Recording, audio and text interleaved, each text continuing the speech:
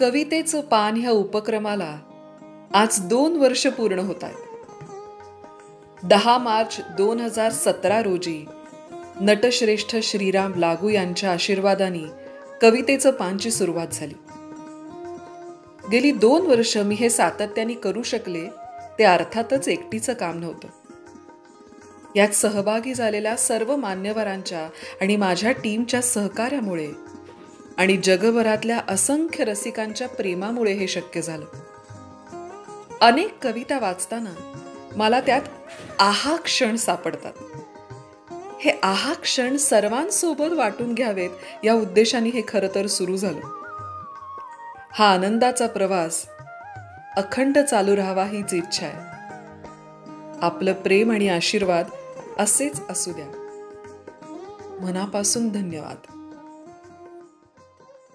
भुई भेगाळली खोल वल राहिली न कुट पाल्या पाचोळ्याचा जीव वाटुळीशी घुसमट. भुई भेगाळली खोल ओढून गेल्या जुनाट वाटा आबो वाटा झाला जी तोची मंदी सोच टाकूनी जाणं उष्ट झालं जी उष्ट झालं जी उष्ट उष्ट झालं जी जाणं उष्ट झालं जी. वळण वाटातल्या झाडीत हिरवे छंद वळण वाटातल्या झाडीत हिरवे छंद वाहत्या निर्झरांचे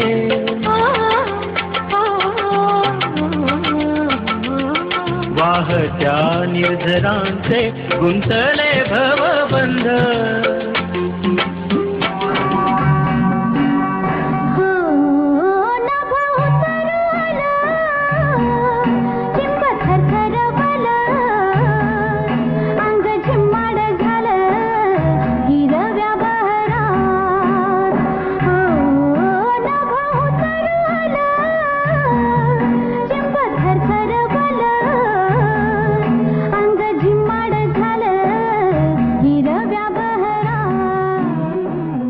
ह्या शेताने लळा लाविला असा असा की सुखदुःखाला परस्परांशी हसलो रडलो.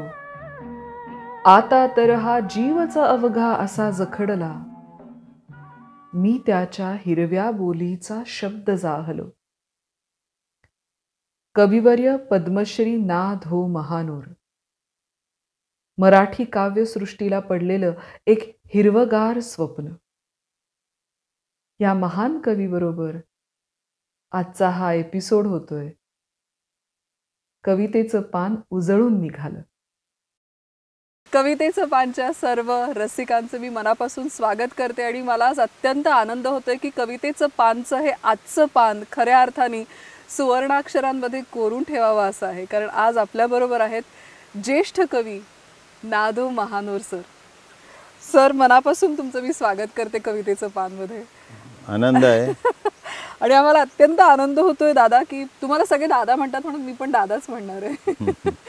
की तुमच्या जळगावमध्ये येऊन आज तुमच्या बरोबर आम्हाला हा वेळ घालवायला मिळतोय. तुमच्याकडनं तुमच्या काव्य प्रवासाविषयी काव्य प्रेरणांविषयी ऐकायचं आहे, कविता ऐकायच्या आहेत आणि खूप गप्पा मारायच्या आहेत. मला सुद्धा गेल्या 50 वर्षात म्हणजे माझा प्रत्येक आनंद द्विगुणित करणारी अशीच गोष्ट आहे. आणि हजारो लाखो लोकांशी संवाद हा होतो, याच्या इतकी मोठी गोष्ट कोणतीच नाही. या रसिकांप्रती तुम्ही मला जोडतात ही फारच छान गोष्ट आहे माझ्यासाठी. मला अगदी सुरुवातीला असं विचारायचं आहे की तुमच्या बालपणाविषयी मी वाचलंय, ऐकलंय तुमच्याकडनं ते की पळसखेड सारख्या एका छोट्याशा गावात तुमचं बालपण गेलं आणि गीतांचे संगीताचे संस्कार लोकगीतातून ओव्यातून तुमच्यावरती झाले. तर त्या सगळ्या वातावरणाविषयी आम्हाला थोडंसं सांगा ना. माझं पळसखेड हे अजिंठा लेणीच्या पायथ्याशी 5 किलोमीटरवर आहे. म्हणजे अजिंठा लेण्याच्या डोंगरातच त्या टेकड्यांमध्येच ते आहे.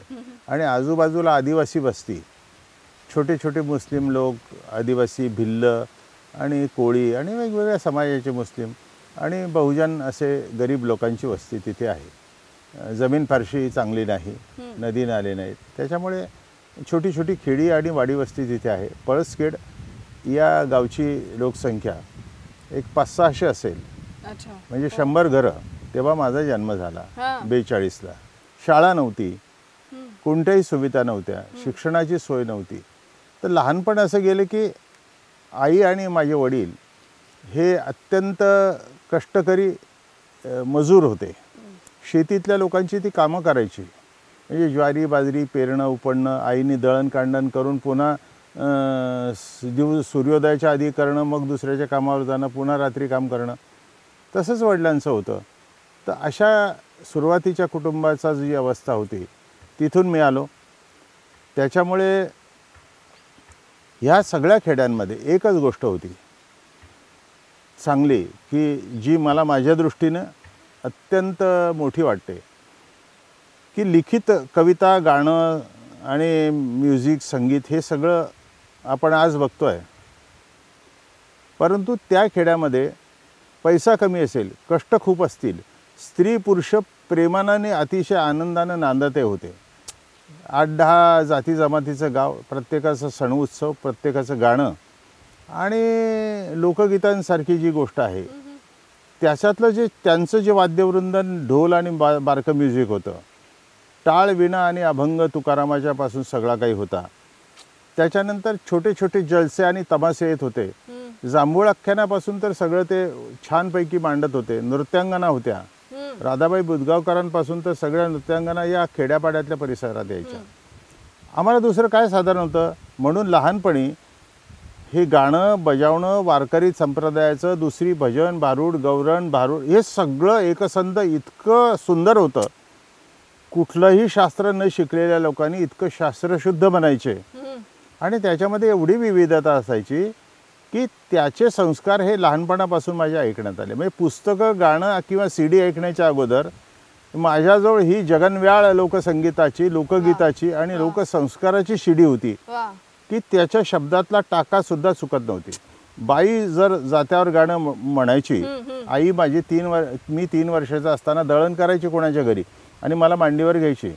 त्यावेळी त्या जात्याचं जे दळण असायचं, घरोघरी जाती सुरू व्हायची आणि मग त्यावेळेला ती की गाणं संसाराच्या सुखाचं, संसाराच्या दुःखाचं आणि संसाराच्या सरते शेवटी दिवस मालवता आहेत मर्तिकीचं गाणं, असं ते एकसंध 1 तासाचं, अर्ध्या तासाचं दळण असायचं आणि छानपैकी जात्याची जी पाळू आहे ती हालायची. त्याच्यानंतर पुन्हा घास त्याच्यात टाकायचा, पुन्हा जी सम आहे तिच्यामध्ये एक काडी मात्र सुद्धा बदलणे, ती सम संगीताच्या पद्धतीने तेवढीच थांबायची, ती विसावा गायची, पुन्हा ओवी म्हणायची.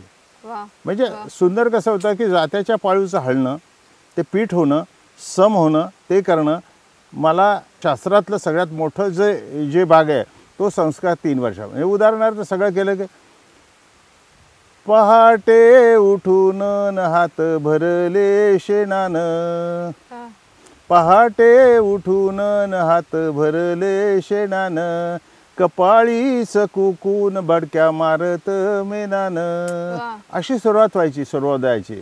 सुखदुःखाचं हे व्हायचं आणि या सगळ्या याच्यामध्ये संसाराचं सुखदुःख, ताप आणि नंतर मर्तकीच्या ओळ्या शेवट ती मेलेली आहे प्रत्यक्ष ओवीमध्ये आणि ती प्रेत सांगताय, असं कुठल्याही जगातल्या वाङ्मयात नाही.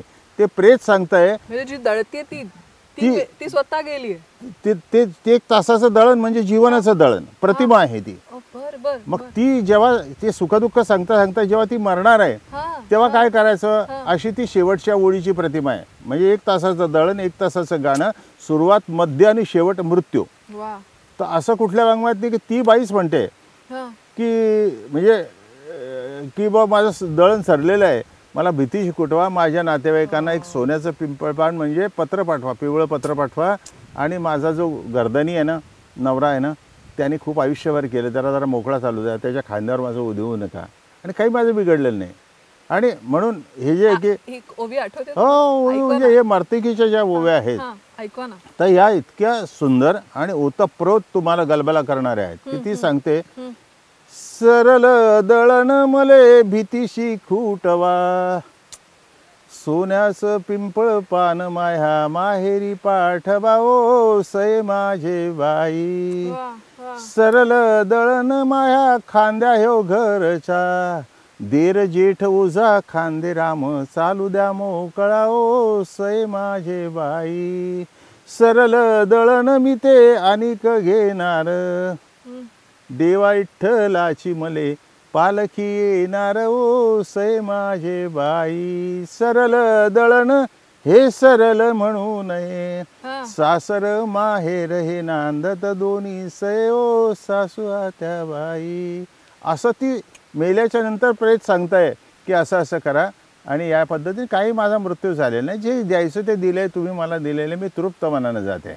रडणं नाही कुडणं नाही काय नाही. माझं म्हणणं आहे की इतकं अत्यंत शास्त्रशुद्ध काव्य भावनात्मक काव्य आणि याचा संस्कार माझ्यावर म्हणजे पुस्तकाच्या आधी कुठून आला या ओळीच्या लयीतून आला जात्याच्या गाण्यातून.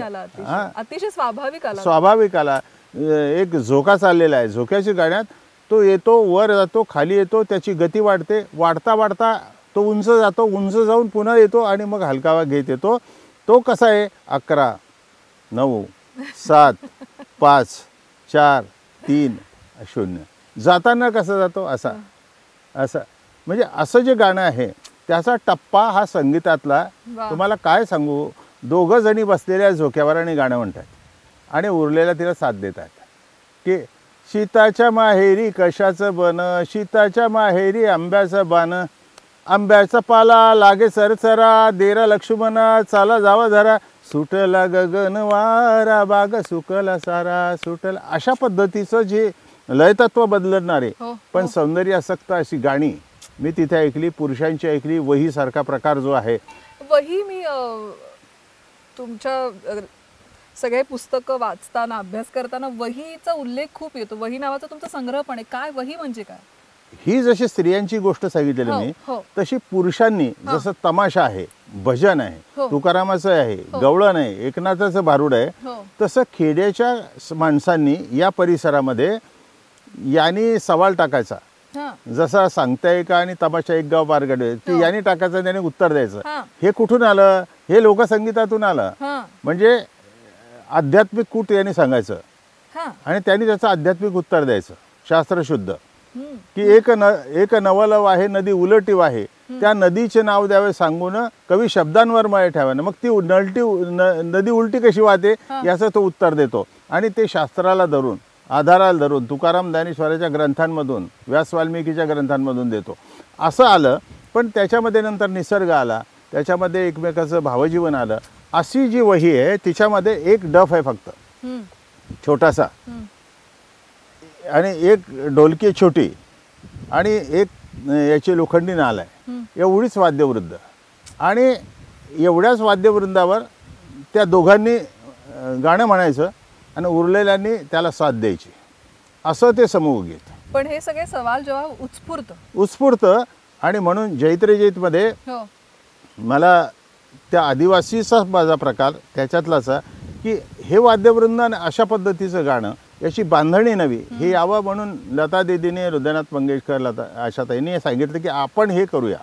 आणि म्हणून तो पहिल्यांदा वही हा जो प्रकाराचा म्हणजे 2 ओळी सखीच्या म्हणजे मैत्रिणीच्या 2 ओळी ध्रुपदाच्या ते झाल्यानंतर नंतर संपूर्ण त्याची रचना बदलेल पुन्हा 2 ओळी पुन्हा त्याच्यावर जातं. गोऱ्या देहावरती कांती नागिणीची कात येडे झालो आम्ही द्यावी एखादीच रात तुझ्या रूपाच बाशिंग डोळ्यात तुझ्या वाचून सुन्नाट दिन रात तुझ्या रूपाच बाशिंग डोळ्यात असा बोल बोल ती जग पंखात घेती असा बोल बोल ती जग पंखात घेती असं एखाद पाखरू वेलाळ ज्याला सामोर येत या भाळ अशी त्याची रचना आहे. गंमत अशी आहे की आज 40 वर्ष हे चाललेलं आहे पण ते कधी गाणं जुनं झालं नाही. याचं कारण असं आहे की माझी कविता आहे तिच्यात नवे पण मी आणलं परंतु तिच्यात परंपरा आणि नवताची जोड घेऊन म्हणजे ह्या सगळ्या संगीतकारांनी म्हणजे मंगेशकरांनी, त्यांनी, आनंद मोडकने आणि कौशल इनामदार वगैरे सगळ्यांनी जे जे काही केलं ते तेवढंच आव्हान स्वीकारून त्यांनीही संगीत नव्या पद्धतीने देण्याचा प्रयत्न केला. मला असं वाटतं की लोक रसिक भाकरीवर, त्याच्यावर, पाण्यावर, 2 कॉफीवर जगतात, त्याच्यापेक्षा गाण्यांवर आणि शब्दांवर जगतात.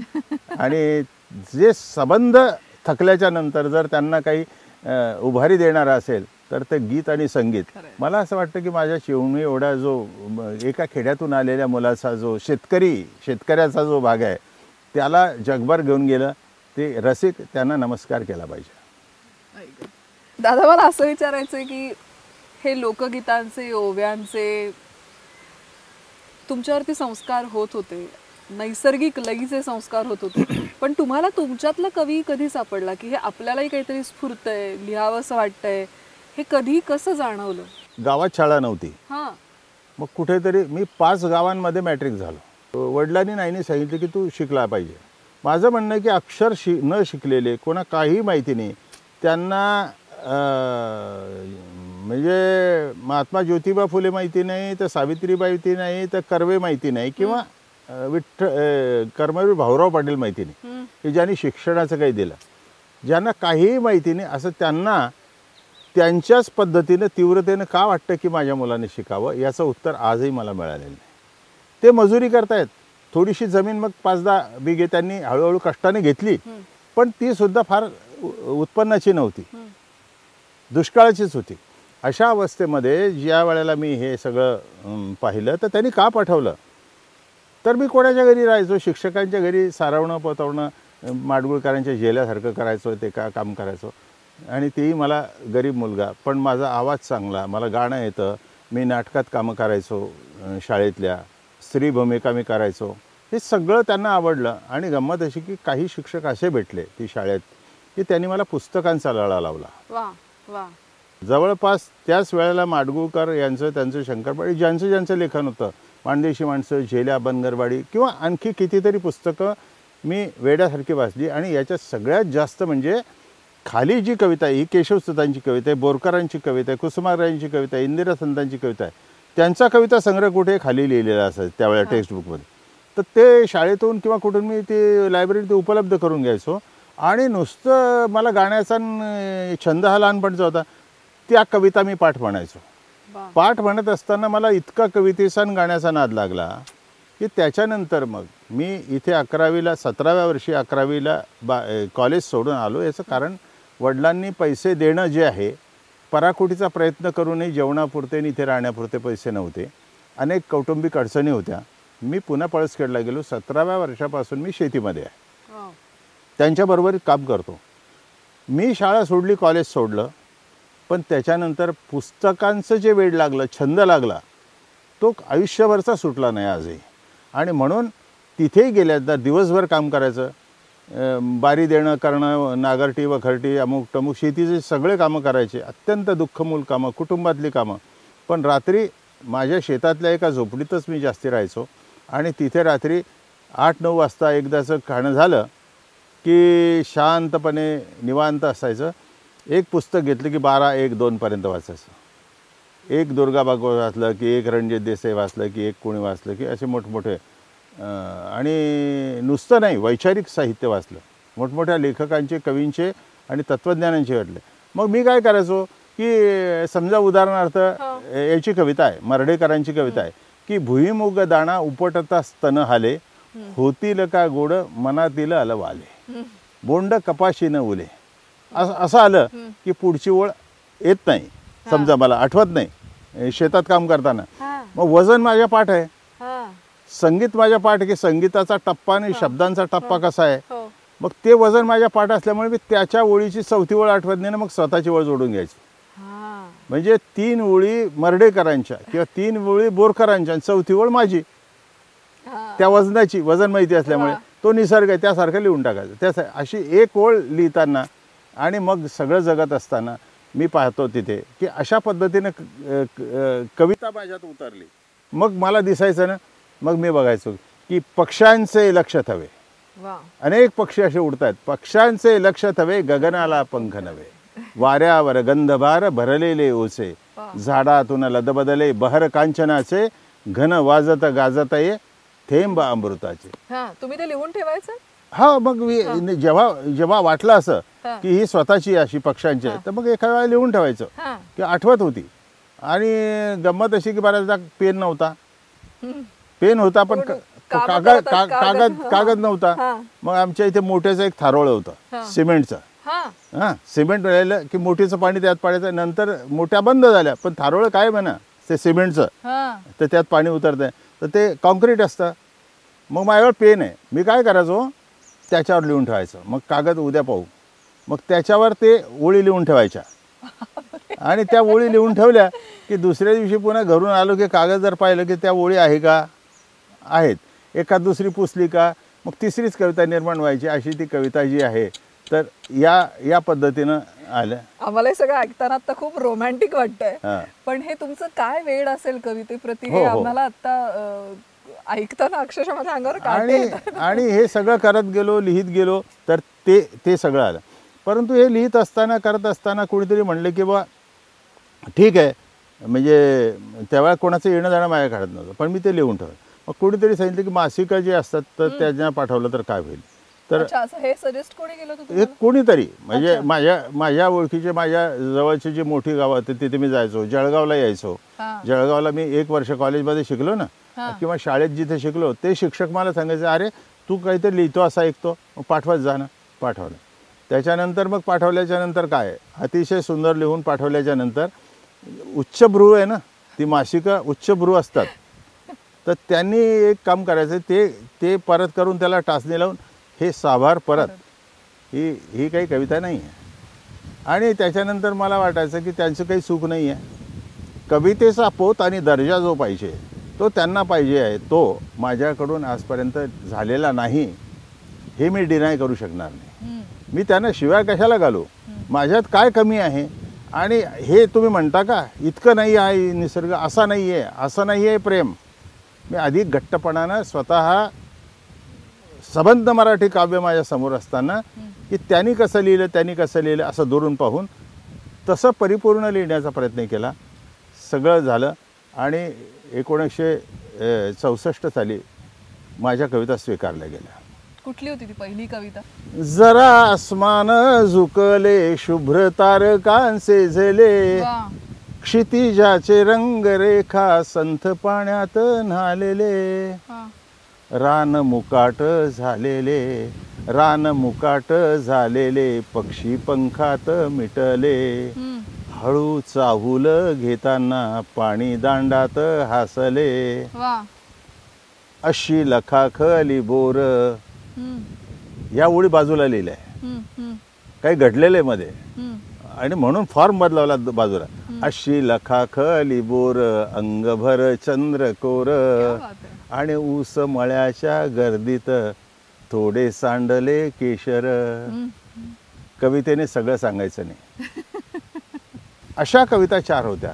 आणि नंतर मला एक पत्र आलं खेड्यात, फिरत उशिरा कविता पत्र आलं. तर ते पार्ल्याहून आलं होतं, पु ल देशपांडे या नावाच्या माणसाचं. आणि मग मी पाहिलं, अरे यांचं तर सगळं वाचलेलं पु ल देशपांडेंचं पत्र. तर त्याच्यात लिहिलेलं होतं की आपल्या याच्यात बौजेच्या दिवाळी अंकात आपली कविता वाचल्या रानातल्या कविता. आणि मी पुन्हा मौजेच्या कचेरीत राम पाटवर्धनांना विचारलं की पुन्हा फिरलो पार्ल्याहून की हा कवी कुठला, काय हो, काय लिहिलेलं आहे, अद्भुत आहे, वेड लागावं. तर ते म्हणले की हा खेड्यात असतो, नागरटी वखरटी शेतीचं काम करणारा एक शेतकरी आहे. म्हणजे काय आहे, अहो मला वाटत होतं की बालकवीची कविता घेऊन एखाद्या शेतकऱ्याने म्हटलं ती खरी क्रांती होईल, पण तसं झालेलं नाही. पण इथे तर बालकवीच्या तोडीस तोड लिहिणारा कवी जन्माला आला. मला आनंद आहे. आणि म्हणून मला काय वाटेल ते करायचं, ते त्याला त्याचा पत्ता द्या. मग मी त्यांच्याकडून पत्रात लिहिलेलं आहे, मी त्यांच्याकडून पत्ता घेतला.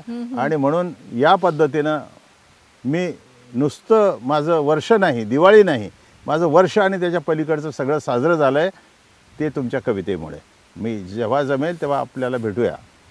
हे असंच पत्र वेगळं. ह्या 13 ह्या तिथकडच्या 9 ह्या 13 कविता तुमच्या आहेत. म्हणलं हो. कुसुमाबाईंनी सांगितलं की ह्या खरंच जर तुमच्या असेल तर मला या कवीला भेटला पाहिजे. म्हणजे इतकं ती कविता इतक्या मोठ्या प्रमाणामध्ये रसिकांना, म्हणजे नुसतं पु ल कुसुमाग्रज असं मी म्हणत नाही, दुर्गाताई अमुक म्हणत नाही, माझ्या समकालीन कवी रसिक वेगवेगळ्या क्षेत्रामध्ये काम करणारे की ज्यांचं साहित्याशी संबंध नाही पण कवितेचं वेड आहे, संगीतकार यांनी मला पत्र केलं. फोन तर नव्हताच, काहीच नव्हतं घरी, पत्र येत गेली सगळ्यांची. आणि गंमत अशी आहे की त्याच्यानंतर मला 1967ला पॉप्युलर प्रकाशनाचे रामदास भटकळ, बाल कुलकर्णी माझ्याकडे आले, माझं बाळ घेऊन गेले आणि माझं 67ला रानातल्या कविता हे पहिलं पुस्तक आलं आणि त्याला नवे कवी नवी कविता याच्यातलं महाराष्ट्र राज्याचा पहिला पुरस्कार होता.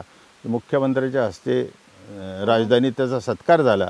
याच्याहीपेक्षा 68लाच बाबा बोरकरांनी त्याच्यावर सत्यकथेत लिहिलं, सत्यकथेसारख्या, आणि विजयाराजाध्यक्षांनी दूरस्थ कोणी 4 लेखांक जवळपास 70-80 पेजेस माझ्यावर लिहिले आणि लोक लिहितच गेले. आणि याच्यापेक्षा रस्ता नसलेल्या त्या माझ्या आडवळणाच्या खेड्यावर राजकारणी, समाजकारणी, साहित्यिक, कलावंत, संगीतकार या सगळ्यांच्या वाटा लोकांनी लिहिलं तर महाराष्ट्राच्या, आणि सगळ्या वाटा पळसखेडला मिळतात.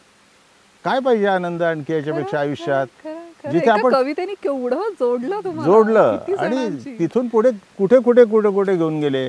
मला सांगा, या सगळ्यावरती घरच्यांची काय प्रतिक्रिया होती? त्यांना कळत होतं का की हे आता तुम्ही कुठे चालला आहात? बाबांनी सांगितलं की तू ते पुस्तक वाचत बसतो. मी म्हणलं मी रात्री पुस्तक वाचतो, दिवसा कुठे वाचतो? नाही, कधी कधी दिवसा वाचतो. तर मला लोकांनी असं सांगितलं आणि मलाही वाटतं की हा तुझा मुलगा, तू मजुरीतून 7 बिघे जमीन घेतली ना, हा त्यातली 2-5 एकर विकल्याशिवाय राहणार नाही. का? हा कष्टच करत नाही म्हणे जास्ती, हे कवितेच्या नादी लागला. हे कविता लिहिणं, करणं, बाकीचं करणं, ज्या लोकांना जमतं, ज्या लोकांच्या आईबापांनी लिहिलं ते हे हे हे सगळ्या बामणाऊ गोष्टी आहे. बामण लोकांनी लिहायचं म्हणे, आपल्या कुणब्या दुन्ब्याने आपल्या शेतीतलं काम करायचं. हे उद्योग आहे का आपला? नाही. त्यामुळे हे त्याला बंद करायला सांगा. आणि एक वेळेला मी सकाळी रात्रपाळीला मी काही भरणं करत होतो आणि सकाळी अकटी पेटून बसलेलो होतो आणि मृदगंध नावाचं पुस्तक आलेलं होतं विंदा करंदीकराचं. हां, तर ते पुस्तक मी वाचलं, इतकं आवडलं मला. आणि पुन्हा मग सकाळी म्हणलं, इंजिन चालू केलं, पाणी येत होतं, म्हणलं आता भरण्याचं काम करू. आणि पुन्हा एक वेळा त्रिवेणी कविता वाचत होतो. ही दीर्घ कविता आहे, ती 11 पानांची, फारच सुंदर प्रेम कविता, विवाहपूर्व प्रेमाची कविता. पण अशी कविता माझ्या वाचण्यात नव्हती. या पद्धतीचा घाट घेऊन आली. मी पुन्हा वाचली की आता पुन्हा वाचूया. मी वाचत असताना बाबा तिकडून आले, ते दांडाने पाणी गेलं, तिथपर्यंत पोहोचलं. तू इथेच पुस्तकं वाचतो, हे काही उद्योग बरोबर धरले. माझं ते मृदगंधाने जाळा टाकून दिला. मृदगंध विंदा करंदीकर जाळात, अख्ख्या जाळात करंदीकर ज्ञानपीठवालाचा. आणि मग मी माझ्या एका दीर्घ कवितेत लिहिलं आहे की तेव्हा करंदीकर जाळला बाबांनी हुरड्याच्या आकटी. आणि निशब्द नंतर कित्येक दिवस पानांच्या राखोंडीत बन जळत राहिलं. पावलं धसकटं लागून रक्ताळली तरी त्रिवेणीचा बावर. मी एकटा स्तब्ध उभा झाडाच्या बुंद्याशी, मुकेपणानं त्रिवेणीची जळलेली पानं कुरताड. मग मला लोक हसायचे, हा म्हणे हे शेतात काम करणारा म्हणे कोणब्याच बुनव्याचा पोट्टा म्हणे हा, आणि म्हणे कवी व्हायला निघाला असं ऐकतो म्हणे. हां, परवा ऐकतो त्याच्या बाबांनी त्याचं पुस्तकच जाळून टाकलं कोणतं तरी. एकदम असं झालं पाहिजे, गावभर झालं. हां, मग असं झालं पाहिजे म्हणे. आता आजूबाजूच्या शेतकऱ्यांनी पाहिलं ना, तर मी असं झालं पाहिजे. म्हणजे काय म्हणजे आता हे जरासं चुटफुट लिहितो म्हणे. अरे अल्ली पडले मुंबई पुण्यामध्ये, याला कोण विचारणार आहे, कशासाठी लिहितो ना. म्हणजे अशा पद्धतीचं सगळं होतं. खूपच खच्चीकरण करणार. हो, खच्चीकरण करणार. त्यात चूक काही नाही, त्यांना वाटत होतं. आणि खरं आहे की काय होणार काय एवढ्या खेड्यातल्या मोठमोठ्या शहरातल्या लोकांनाही कवींना कोणी विचारत नाही, याला कोण विचारणार, अशी अवस्था. तू लग्न किती वर्ष झालं? लग्न 13व्या वर्ष. वहिनींची काय रिॲक्शन? नाही, तिचं तर मी पुस्तकं वाचायचो आणि वाचलेली कविता जी आहे, समजा रात्रीच्या वेळेला कधी गावात असलो तर, झोपडीत असलो तर झोपडीत, मग मला मुद्दा असा होता की इतरांच्या कविता तिला म्हणून दाखवणं माझा छंद होता. त्यामुळे तिला ते ऐकण्याचं वेळ लागलं. हळूहळू आवाजामध्ये मग मी काय करायचो, अरे बघ ही कविता किती जरा निळ्यान जरा काजळी ढगात होती सांज पांगली ढवळी ढवळीवर बगळ्यांची संथ भरारी ग नदी किनारी नदी किनारी नदी किनारी ग नाग नाग नाग ती म्हणजे कोण कविता आहे हे बाई ही अशी कविता आहे की राना रानात गेली बाई शिरा राया तुलार काळेळ नाही राया तुलार ताळे मिळ नाही थोर राया तू जर कुळ शिळ ग राना रानात गे ह्या बोरकरांच्या कविता कुसुमारांच्या कविता ज्या गेय आहेत कोणाच्याही कविता तिचं शिक्षण फारसं नाही 13व्या वर्षी आमचं लग्न झालेलं आणि तिची गरिबी तिची आई वयाच्या तिची 2.5 वर्षाची असताना गेलेली आहे आणि मग तिच्या बाबांनी 13व्या वर्षी ती शाणी लग्न करून माझ्याकडे टाकलेली आहे त्यामुळे तिच्या दुःखिताचा आणि ओरबडलेपणाचाही भाग मी सांगू शकत नाही आणि आमच्याकडे आल्याच्या नंतर तिला ते शेतीबाडीमध्ये घरी दारी आणि सर्वत्र जे काय कष्ट पुरले सकाळी 5 वाजेपासून तर पुन्हा भाकरी घेऊन शेतात येणं पुन्हा रात्री येणं सगळ्यांचं करणं हे मी सांगू शकत नाही हे एका बाजूनं शेतीतली नापिकी दुष्काळ कुटुंबातला जो भाग आहे तो दुःखिताचा सगळा सुखाचा घास जो आहे तो क्वचित मिळायचा अशा अवस्थेमध्ये तिनं मी जे वाचलं ते आणखी काही नवीन वाचलं का सांगा मग मी काहीतरी सांगत असायचो असं आहे त्या समृद्ध होत गेल्या असतील ऐकून कधीतरी जेवढा तिला वेळ मिळायचा तेवढा रात्रीचं सांगायचं कधी जडी वाकडीचे दिवस असले तर काम नसतं शेतात तरी सांगत बसायचं पावसाची गाणी ऐकवायची कुठले जायचे असं मला हा प्रश्न नेहमी पडतो दादा की तुमचे जे सगळे समकालीन कवी होते ते शहरी होते त्यांच्या संवेदना वेगळ्या होत्या त्यांची सगळ्यांची पार्श्वभूमी वेगळी होती आणि तुम्ही एका वेगळ्या पार्श्वभूमीतनं आलेला होतात अशा वेळेला त्यांच्यामध्ये कसे सामावले गेलात किंवा तुमचं एक वेगळं स्थान निर्माण करताना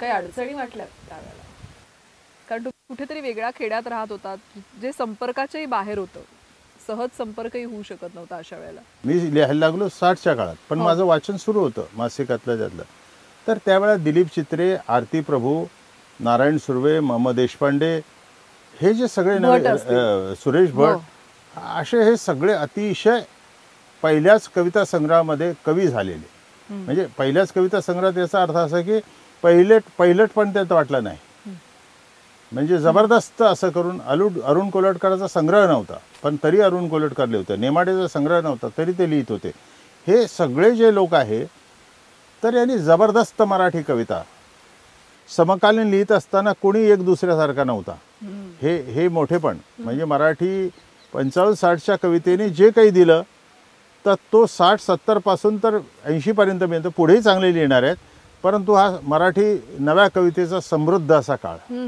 असं मी मानतो तर त्यामुळे मला प्रेमच होतं ही कविता वाचून उलट मला शक्ती आली की अशी घट्टपणानं कविता आली पाहिजे असं लिहिता आलं पाहिजे म्हणजे त्यांचे विषय वेगळे त्यांचे विषय शब्द जो वापरताय त्याच्याविषयी थोडंसं विस्तृत सांगा ना घट्टपणा म्हणजे काय गद्य कथा कादंबरी हे सविस्तर सांगण्यासाठी मांडणीसाठी असतं बरोबर कविता हा प्रकार आहे तेच म्हणणं छोट्या प्रमाणामध्ये सौंदर्य असेल दुःख असेल किंवा आणखी एखादे काही हे असेल वास्तव असेल तर हे सांगणारी फक्त कविता की जी कविता ही फक्त 20-40 ओळीमध्ये यायची अगोदरच्या काळामध्ये तीच कविता नंतर तोच आशय तेच घट्टपणा याचा अर्थ असा की ते फक्त 8 ओळीमध्ये किंवा 10 ओळीमध्ये मांडता आलं पाहिजे म्हणजे बाकीचा विस्तार हा रसिकांनी त्याच्या मनातून करावा ना कविता ही फक्त सूचित करते ती फुले गळत पाकळ्या नभी जांभळ्या भरून ये दाट डोळ्यात काजळी जड झाली ग रात तिला रात का जड झाली शृंगार करून बसलेली आहे सगळं आहे एवढ्यातच मांडलेलं आहे तर हे जे येणं म्हणतं कवितेचं हे असंच असतं तुम्ही म्हणले की अजून का नाही हा अनुभव मला इतक्या बिंदूपर्यंतच मांडायचा आहे की जाळी वरती वाळत लुगडे उगा हसे जर तारी काठ नभात झिम्मड निळी जांभळी झाडातून निथळत बरसात जुळजुळ लाट अवघड काठ अवघडलेले आडोशाला विवस्तर शिल्पित हळदी साड झालं आणि काय होतंय निरखित आपुले रूप बनात. निरखित आपुले रूप बनात, मनात भलते भरकटताना, उभे पेटले झाड उन्हात, अंतरे झाडातून निथळत बरसात. काही सांगितलंय का? नाही. ही 20-25 ओळीची कविता मी फक्त 8 ओळीत लिहिली. हा जो मितव्यय असतो, थोडक्यात सांगणारी, पुन्हा पुन्हा वाचावीशी वाटणारी, पुन्हा पुन्हा नव्याने जाणवणारी अशी एकच गोष्ट आहे, ती म्हणजे कविता. या नभाने या भुईला दान द्यावे आणि ह्या मातीतुनी चैतन्य गावे. कोणती पुण्ये अशी येती फळाला, कोणती अशी पुण्ये येती फळाला, जोंधळ्याला चांदणे लखडून जावे. या नभाने या भुईला दान द्यावे, या नभाने या भुईला दान द्यावे आणि माझ्या पापणीला पूर यावे. पाहता ऋतुगंध कांती सांडलेली, पाहता ऋतुगंध कांती सांडलेली, पाखरांची खेळ मी मांडू न गावे. गुंतलेले प्राण ह्या रानात माझे, गुंतलेले प्राण ह्या रानात माझे, फाटकी ही झोपडी काळीज माझे. मी असा आनंदुनी बेहोश होता, मी असा आनंदुनी बेहोश होता, शब्दगंधे तू मला बाहूत घ्या.